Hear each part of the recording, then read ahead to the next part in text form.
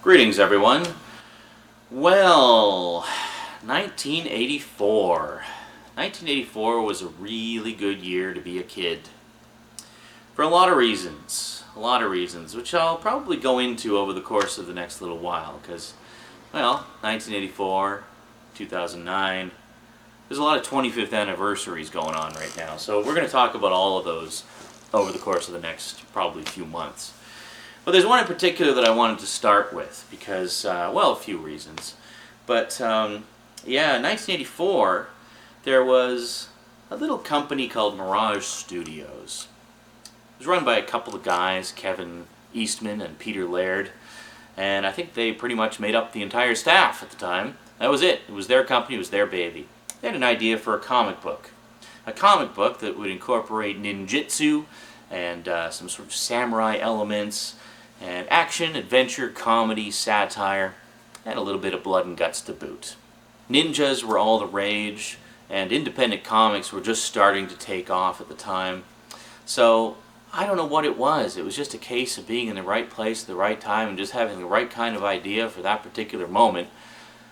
But whatever the case was, there was just something about this little comic book that struck a chord with people. The first issue sold out almost instantly, and a second printing was rapidly rushed into stores. By the time the first half dozen or so issues had come out, I mean, it was being published bi-monthly as well, so it wasn't like a long, a particularly frequent series. But by the time the first 6 or so issues came out, it was all anybody talked about in the comic book world, pretty much. It was huge. It was huge. So fast forward about 3 years. The comic book is incredibly successful. Mirage Studios now has several titles being published and much larger staff. And they get approached by Fred Wolf and his production company to produce an animated series version of the comic. Now, of course, it would have to be watered down slightly for Saturday mornings, make it a little more kid-friendly, because the original comics were quite dark, gritty, and violent. But man, when that cartoon hit in 1987 with just a little 5-part miniseries to test the waters and see how it would do, this little black and white independent comic book that only people, really hardcore in the comic book world even knew about, let alone cared about, and it was kind of like their guilty pleasure, went from being a decent success in the comic book world to becoming a full-blown worldwide phenomenon. This thing turned into a juggernaut of franchise and multi-marketing madness, the likes of which the world has never seen before, and I don't think has ever seen since. Oh yeah, sure, there's a lot of successful franchises out now, but there ain't nothing out there that could ever possibly compare with just the madness, the insanity, the wonder, the splendor, the power, and the glory of Teenage Mutant Ninja Turtles. Turtle power!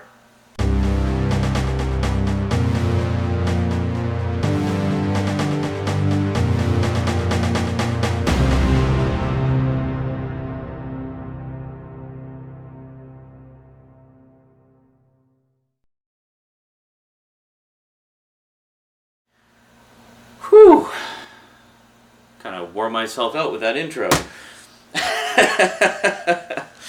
Yes, indeedly doodly, it is the long-awaited Teenage Mutant Ninja Turtles DVD Disambiguation video, because I've had a lot of messages over the past while about, I really want to get the Turtles on DVD, but where do I begin?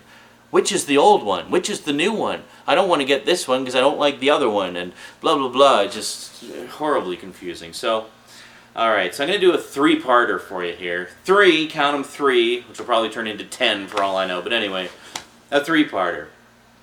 But I'm going to keep it really simple and straightforward so you can use this as a quick reference guide aside from my long-winded intro.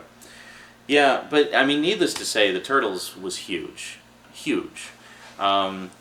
There are very few franchises I can think of off the top of my head that even come close to comparing to just the runaway success that the Turtles was. I mean, you would walk into Toys R Us and you would see like an entire aisle, both sides devoted to nothing but turtles. Like, tell me any franchise nowadays that has that many toys out at any given time. There's nothing. Nothing. If you're lucky, you get a few racks in an aisle, maybe 3 or 4 tops, but that's it. Turtles, like, had its own aisle at Toys R Us, okay? I mean, that's got to say something right there. To say the cartoon was successful would be like the biggest understatement in the universe. I mean, I can't even tell you how many people I've spoken to who consider this to be the definitive version of the Turtles. Technically speaking, it's not. This is actually very watered down from the comics. But for a lot of people, this was their first exposure to the Turtles. And it's no surprise, really, because, I mean, the show was on all the time. So they did a 5-part miniseries which introduced it, and that's what this volume has. This is the first volume, actually. And then that was hugely successful, so it immediately got the green light to do a full series. And then so they came back the following year with, well, I guess with repeats of the first 5 episodes, and then a brand new 13-episode season, so a whole new adventure. And there was a pretty decent continuity to it as well. I mean, if you watch the episodes in order, there is a distinct continuity to the series that runs the length of it. Now, before, I guess we'll do 4 parts, because I want to talk a little bit about the differences between the various versions before we sort of get into the actual DVD volumes. Okay, so first off, I need to address something that a lot of people aren't aware of. One of the main things is just the fact that there's so many people under the impression that this is the definitive version of the Turtles. It's not.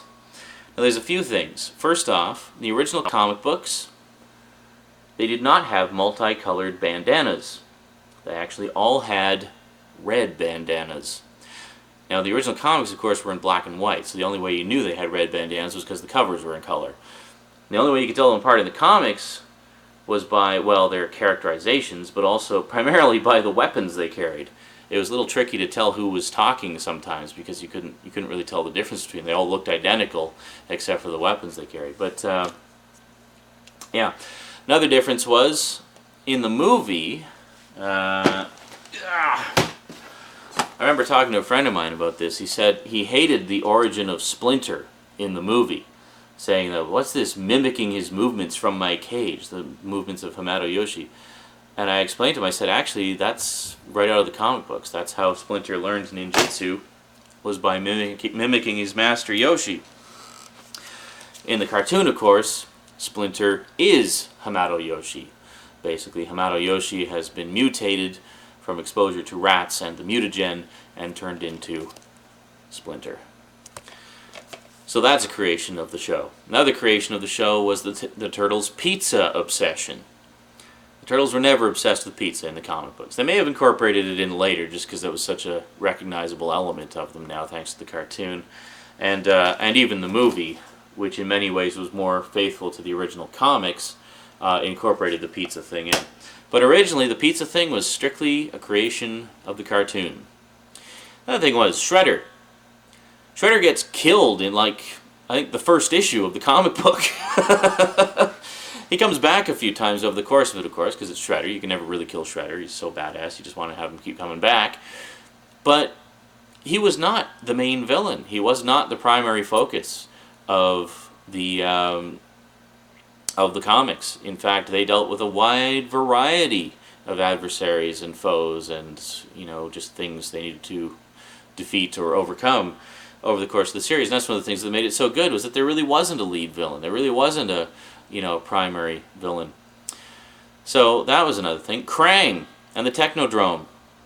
Completely fabrications of the cartoon. The only thing that's even remotely similar to Krang is there is a story arc early on, which was later adapted in the new series.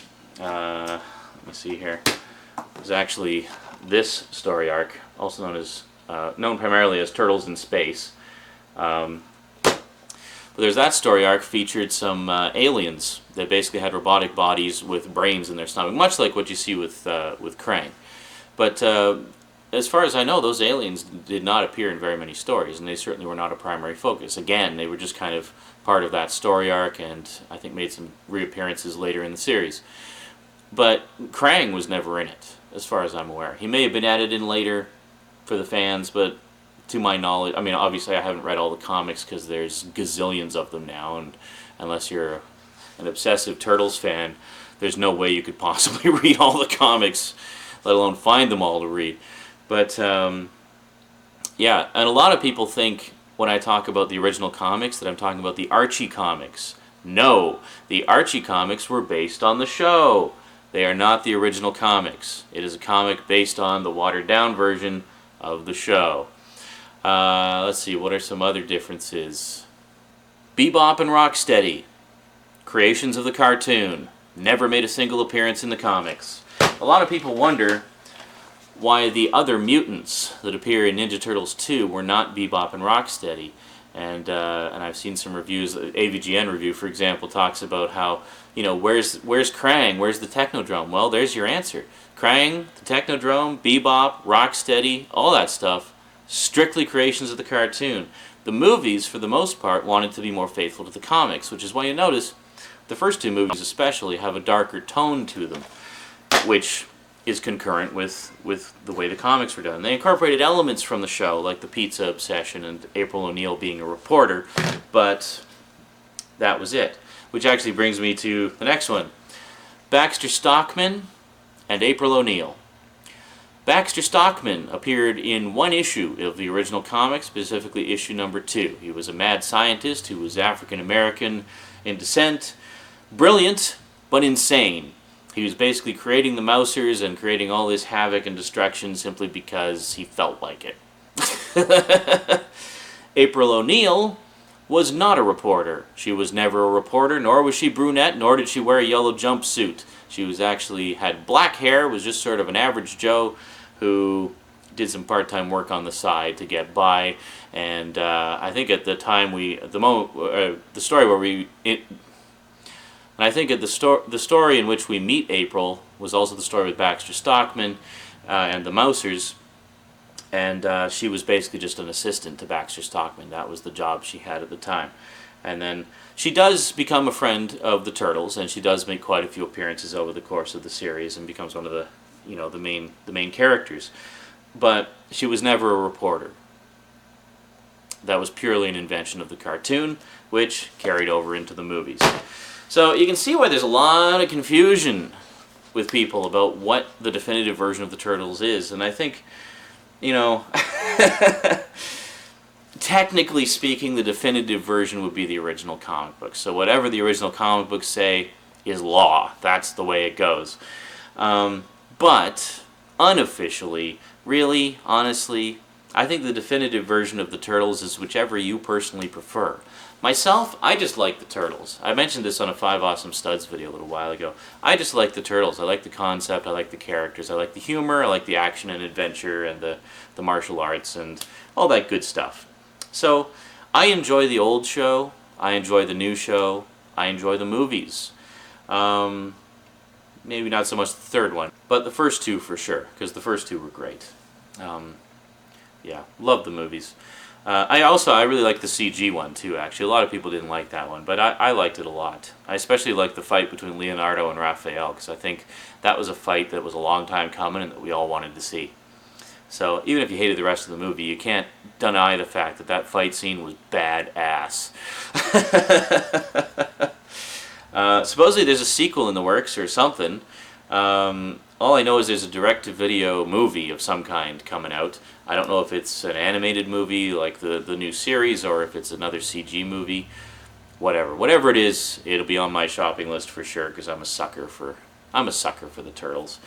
But yeah, so really I think it depends on just what version you personally prefer. I mean, I'm sure there's people out there who could give a crap about the movies and the cartoons and just want to read the comics, you know? So there you go. Myself, I like all of the above. So there you go. That's sort of my little introduction to the wonderful world of the Turtles. I mean, obviously, with a history as lengthy and detailed as the Turtles have had over the years and the various media they've appeared in and such, I could go on for days talking about it, and you notice I barely even touched on the toys. That's because, well, I don't have any, believe it or not. As I mentioned in the Real Ghostbusters review, my main thing was always collecting media. So I was into, I collected some of the comics. I didn't get a lot of them because they tended to sell out really fast and then be expensive, so I didn't get a ton of them. I had about the first 12 issues or so. And then I would buy the VHS tapes of the original cartoon, and then the movie. Of course, I bought the cartoon and the movie several times over the years. The nice thing about the DVD releases, though, of course, is we now have more Turtles episodes of the original series available on DVD than has ever been available in any other format before. I mean, there was a lot of VHS tapes released. I collected, I don't know, probably about a dozen or so of them when they first came out, and then I just kind of lost track of them and didn't bother getting caught up. But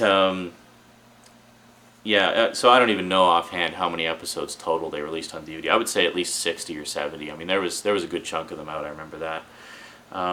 So it's great to have the DVDs now, and we'll start talking about them next time.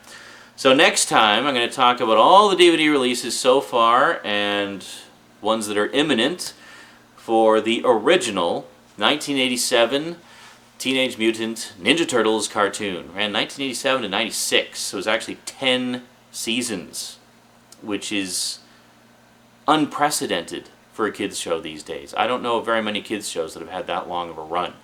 So yeah, so we're going to take a look at the DVD releases next time on the Multimedia Chronicles. Until then, thanks for watching, and sayonara.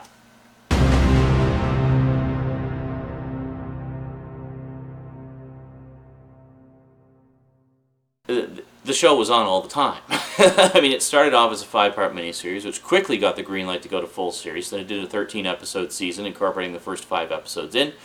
Or no,